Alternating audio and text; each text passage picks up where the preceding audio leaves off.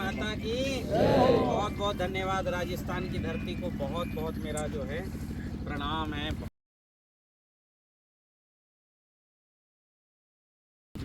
आइए आइए आइए आइए आइए सब लोग आइए।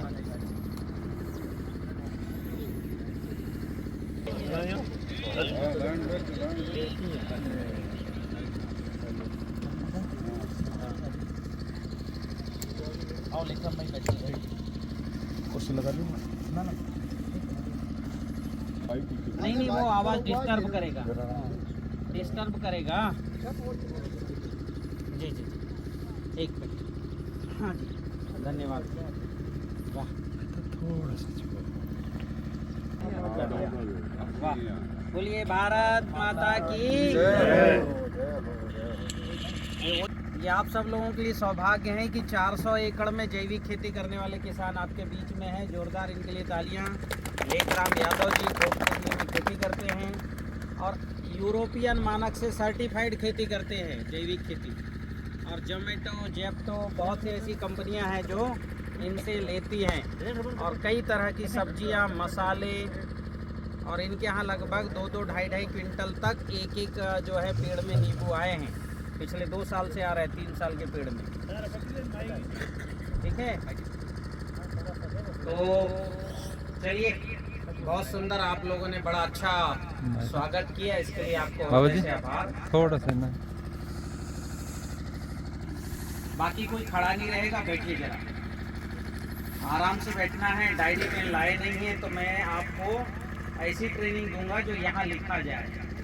ठीक है, हाँ, कम बताऊंगा लेकिन बहुत अच्छा बताने की कोशिश करूंगा। तो सबसे पहले तो मनसाराम भाई का और आप दोनों का जिस तरह से आपने हृदय से स्वागत किया, इधर आइए मनसाराम भाई, आइए जरा इधर आओ, मेरे बाजू में इधर आइए। कहाँ है? अंदर चले गए उधर, कोई बात नहीं। तो हृदय से इनका धन्यवाद। मैं 29 तारीख को लौटने वाला था लेकिन अब 9 तारीख को वापस हो पाऊंगा।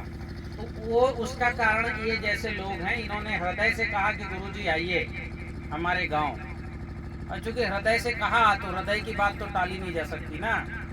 तो इनके कारण से मैं आज आपके बीच में, तो जोरदार इनके लिए तालियां हमारे मनसाराम भाई के लिए और हमारे हाँ मौलाराम भाई जी के लिए। चलिए बैठिए। और एक ही मतलब उपलब्धि नहीं, एक तो मैं आया टेक्निक लेके, साथ में लेखराम भाई जी भी आए, लेखराम यादव जी, और ये 2018 से खेती कर रहे हैं। 26 लाख रुपए का सालाना पैकेज छोड़ के ये मॉलिक्यूलर बायोलॉजिस्ट हैं।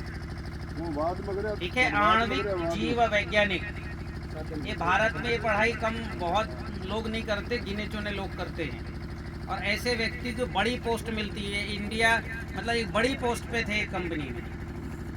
इनको बायोलॉजी का भी, लैब में काम करने का भी अनुभव है और बीजों पर भी काम करने का अनुभव है। इन्होंने खेती शुरू की, पहले साल सारा जैविक ही शुरू किया पर खर्चा ज़्यादा आया। तब यूट्यूब में मुझे ढूंढना यूट्यूब में जैविक खेती ढूंढना शुरू किया, उतने में मेरे वीडियो मिले। फिर 2018 में ये मेरी ट्रेनिंग में, दिल्ली में ट्रेनिंग थी, उसमें आए। और अब जो है, उस समय 110 एकड़ में खेती करते थे। जब रिजल्ट मिले तो इन्होंने खेती बढ़ाना शुरू किया। 150, 200, 200, 250, 300, 350 एकड़ में आज इनके पास सर्टिफाइड यूरोपियन मानक से, यानी अगर इनके यहाँ पॉलीथीन भी दिख गई ना खेत में पड़ी हुई इधर उधर, तो वो भी रिस्ट्रिक्शन है इनके खेत में। इतना सा भी केमिकल मिल गया तो करोड़ों रुपए का जुर्माना लग सकता है, क्योंकि यूरोपियन मानक से जो सर्टिफिकेशन होता है जैविक का, भारत का जो मानक है उससे और ज़्यादा टफ है।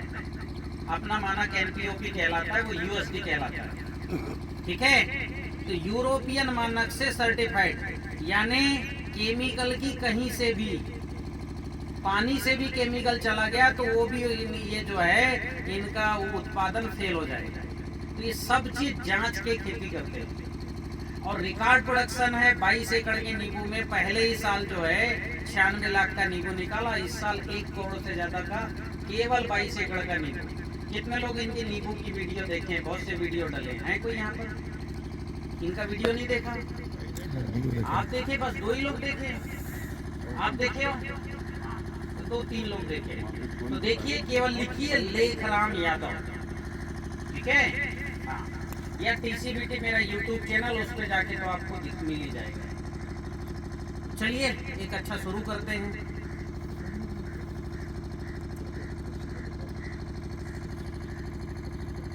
जो वीरानी खेती थी जिसमें कुछ डलता नहीं, उसको जैविक कह दिया गया। वाह, क्या बात है।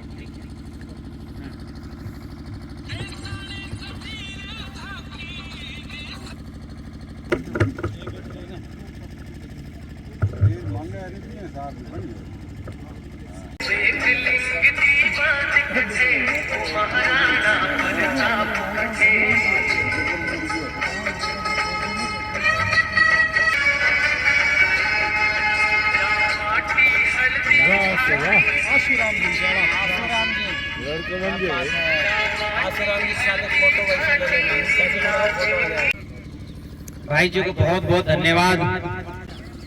हाँ, 1:30 बज रहे हैं। अगले हम जो है 2 घंटे 3:30 बजे तक मैं एक विशेष चर्चा करूंगा। पर आप सब लोग नए लोग हो, इसलिए मेरी बातों को पूरा विश्वास रखना, पूरी श्रद्धा रखना, क्योंकि कहा गया है वेदों का वाक्य, श्रद्धावानम लभते ज्ञानम। जहाँ शंका होती है वहाँ कभी समाधान नहीं होता। हाँ कि ना? शंका में समाधान होता है क्या? शंका में भी समाधान नहीं होता है। क्योंकि मैं ऐसी खेती बताने जा रहा हूँ जो मेरे ख्याल से त्रेता युग में भी नहीं थी। मेरी किताब आ रही सतयुग की खेती, जो उस समय हुआ करती थी, मैं वो खेती बताने जा रहा हूँ। और ऐसे नहीं कि मैं आ गया कोई कथा करने आया हूँ। ये खेती हमने R&D रिसर्च करके सीखा है, शोध किया है, 100 धक्के खाए हैं, लाखों रुपए का नुकसान झेला है, लाखों का। उसके बाद हमको जो मक्खन निकला है उसको हम बांटने निकले हैं। कहीं से कोई स्वार्थ नहीं और कहीं से कोई लगाव नहीं। आप TCBT करते हैं, जैविक खेती करते, आपका भला, नहीं करते आपका भला। इन्होंने हमारे मनसाराम भाई जी ने किया और अभी 20-25% किया और उपज उनको मिली 13 क्विंटल एकड़, 8 क्विंटल बीघा मूंगफली, बिना यूरिया डाले, बिना DAP डाले, फंगस से बच गया। और आप जानते हो आपके यहाँ की मिट्टी में अगर फंगस से सोयाबीन बच गया तो ऐसे ही उसका प्रोडक्शन 5-6 कुंटल आ जाता है। हाँ कि ना? मूंगफली फंगस से बच गया तो 5-6 कुंटल तो आ ही जाता है। रासायनिक खेती करो, जैविक करो, फंगस से बच जाए तो 100% फंगस से बचाने का मेरे तरफ से गारंटी। और केवल मूंगफली नहीं, हर फसल को, ठीक है? 100%। ये टेक्नोलॉजी में कोई रासायनिक कर रहे हो, जैविक कर रहे हो, उससे कुछ लेना देना नहीं है। आपने ये काम किया, ऊर्जा जल डाला, उसका स्प्रे किया, तो आपका खेत फंगस से बच जाएगा। और तत्काल में फंगस से बचाना है अभी के अभी, तो हमने चांदी का फंगिसाइड भी बनवाया। किसका? आज तक दुनिया को पता था कॉपर फंगिसाइड है। कॉपर नाम सुने हो? कितने लोग कॉपर जानते हैं? तो हम कॉपर जानते हैं, तांबा। और तांबा फंगिसाइड में यूज होता है, ठीक है? ये कितने लोग जानते हो कि तांबा फंगिसाइड में यूज किया जाता है?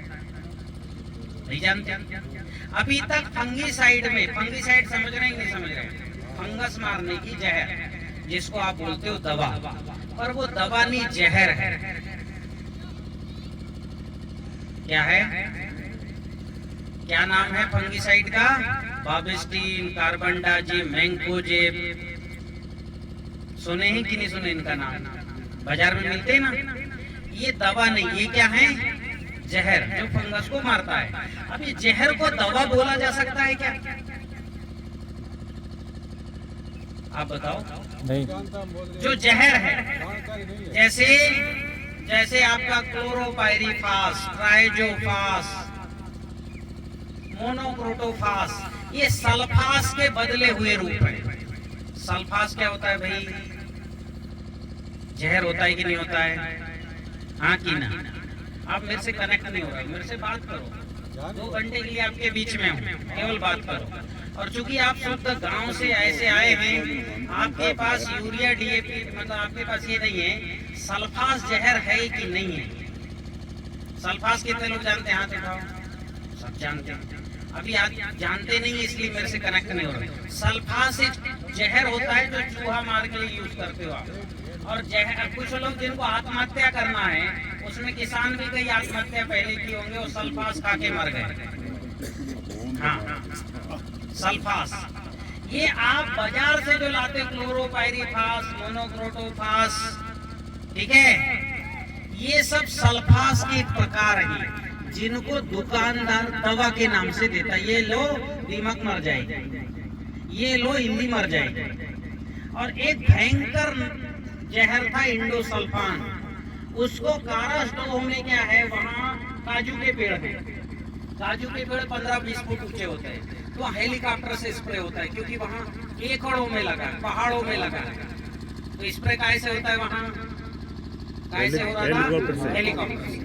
तो उसका जहर पूरा पानी में घुल गया, और 15 साल बाद वहाँ जो भी बच्चे पैदा हुए सब विकलांग हो रहे थे, स्वस्थ बच्चा पैदा नहीं हो रहे थे। तब ध्यान भारत सरकार का गया, और तब ध्यान वैज्ञानिकों का गया, और वहां के प्रकरण के कारण पूरे भारत में इंडोसल्फान बंद किया गया। लाल तिकोन की आती थी दवा के नाम से। जहर कौन सी थी? जहर कौन सी थी? इंडोसल्फान लाल तिकोन की जहर थी, और भारत में बिक रही थी दवा के नाम से। मैं भी पंजाब से आया, वहाँ गांव के बच्चों में भी कैंसर के सेल्स डिटेक्ट है। एक गांव में 13 मरीज हैं, और वहाँ लोगों को पता लगा कि कोई ऐसा व्यक्ति आया है जो बीमारी देख लेता है, पहचान लेता है। तो 50-60 लोग शाम को मिलने आए जिस घर में रुका था। दूसरे दिन 550 लोग घर के बाहर खड़े हैं, क्योंकि गुरुजी आए हैं, वो जांचते हैं। सैकड़ों लोगों को कैंसर के सेल्स डिटेक्ट हुए, देखा मैंने, वो मेरी अपनी विद्या है देखी। 113 लोगों को डिटेक्ट हुआ, डिटेक्ट होना, पहचाना है। युवाओं में भी ताकत नहीं, 5 फुट 6 इंच शरीर है, ताकत नहीं शरीर में।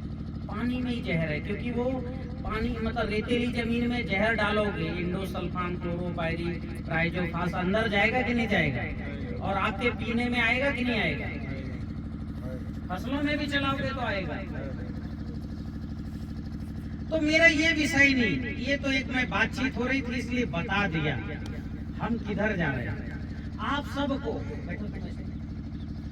सबको पता है कि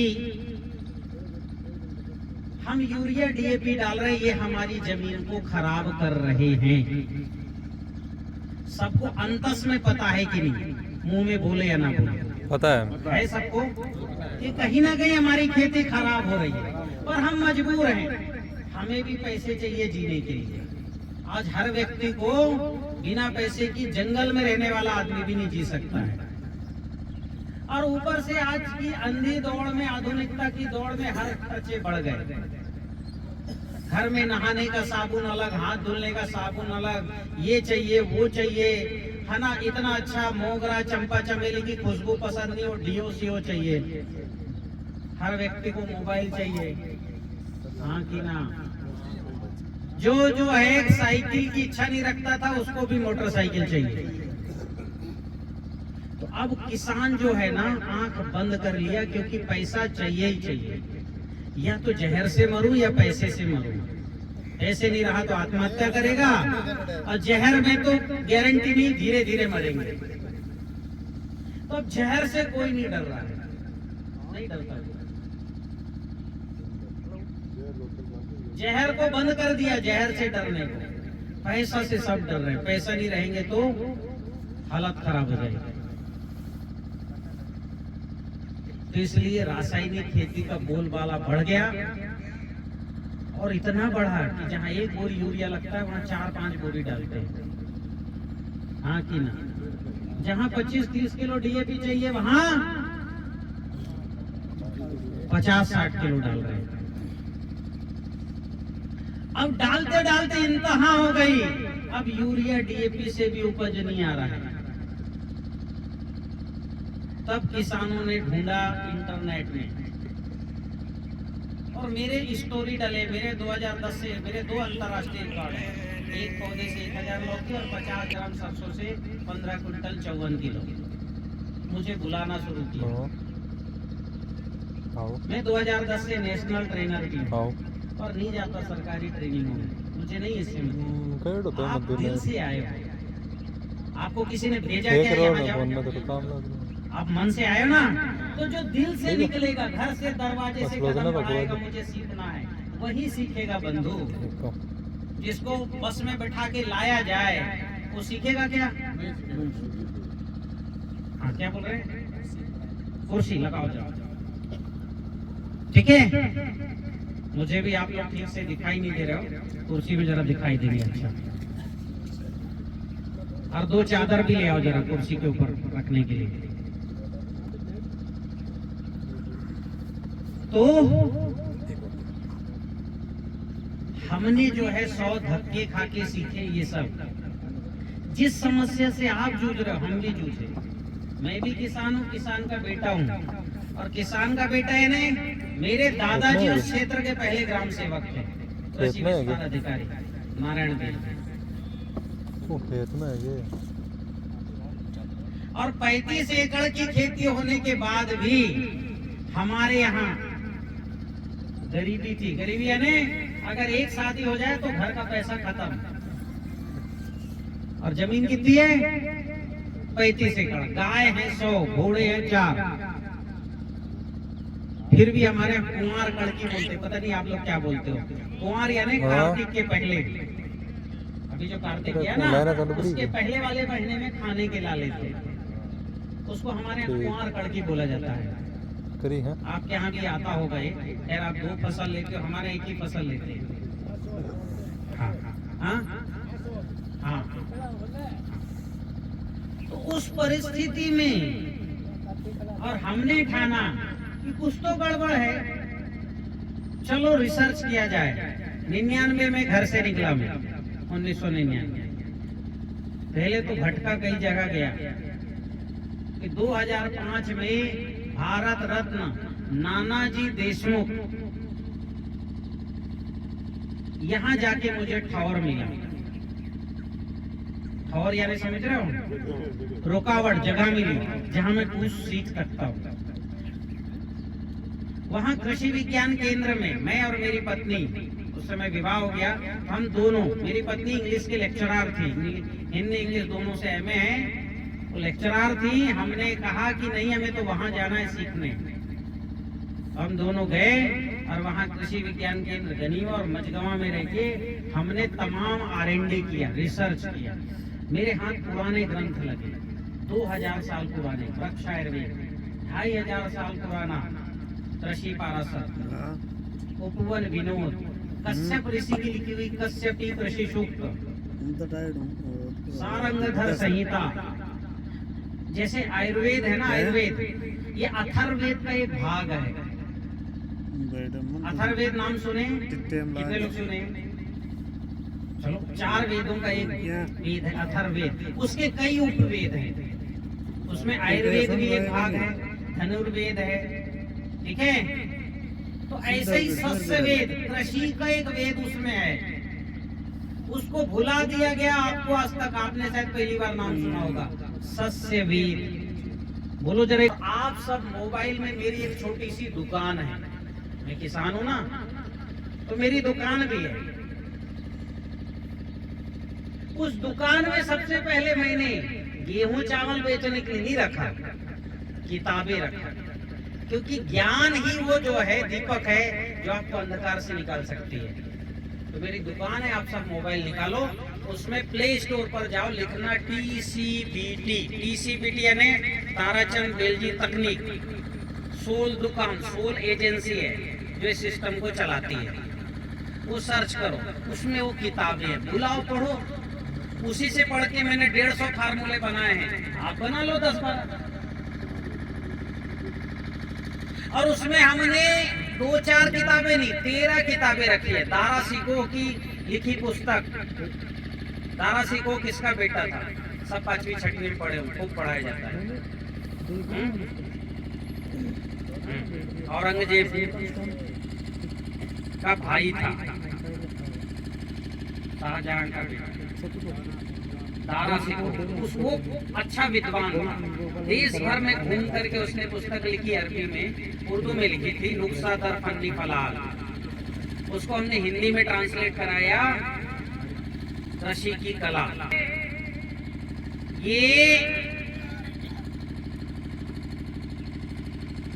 ये तो मैंने थोड़ा सा आपको बैकग्राउंड इसलिए बताया कि आपको पता होना चाहिए कौन आपके सामने बात कर रहा है। जब किसी से परिचय नहीं होगा तो कोई सम्मान देगा क्या, अच्छा से बात करेगा क्या? नहीं। इसलिए परिचय देना ठीक था कि नहीं था, हाँ कि ना? हाँ। तो हमने उस परंपरा से सीखा है, जिससे सीखा वो मैंने आपको बता दिया।